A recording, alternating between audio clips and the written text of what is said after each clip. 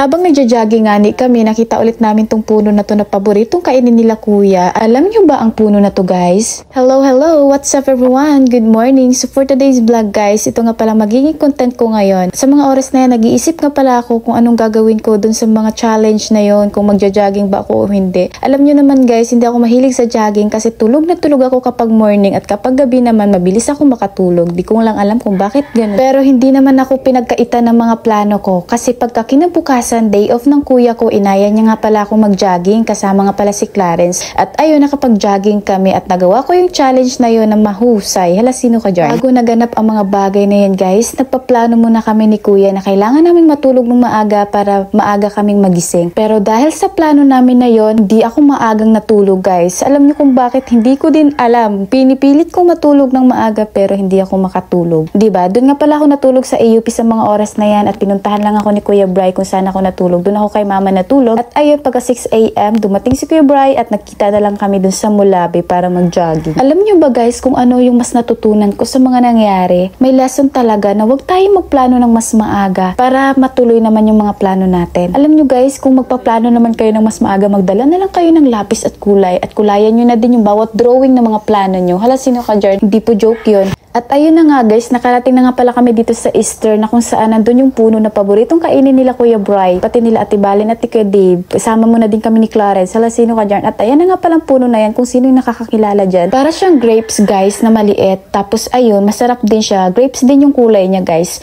Maliit nga lang. Hindi ko ma-explain kung anong pangalan niya. Mag-comment na lang sa may alam. At ayun nga pala nangunguha si Kuya. Natigil nga pala ang jogging namin or walking. Hala, sino ka dyan? Ayun guys, maiba na naman tayo. Ayun na nga pala, naririnig ko yung mga manok sa paligid ko. Alam niyo kung bakit guys, naiinis ako kasi bawat salita ko sinasabayan nila ako. Kakatayin ko talaga tong mga manok na to. Anyway, balik tayo dito sa ating jogging guys. At ayun na nga pala, gusto namin ma-perfect yung takbo-takbo namin kasi hindi talaga kayang i-perfect.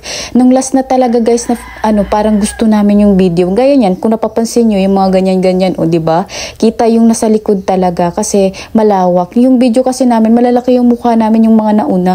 At ayun guys, parang yun yung mas gusto naman, mas bet namin. Ang ingay talaga ng manok. Sorry guys, sa voice over ko nakaka-distract talaga yung manok. Sino ka dyan? Nainis sa manok. Pauwi na nga pala kami sa mga oras na yun guys. Tapos na kami mag-jogging at napadaan kami sa student park kasi may mga naglalaro.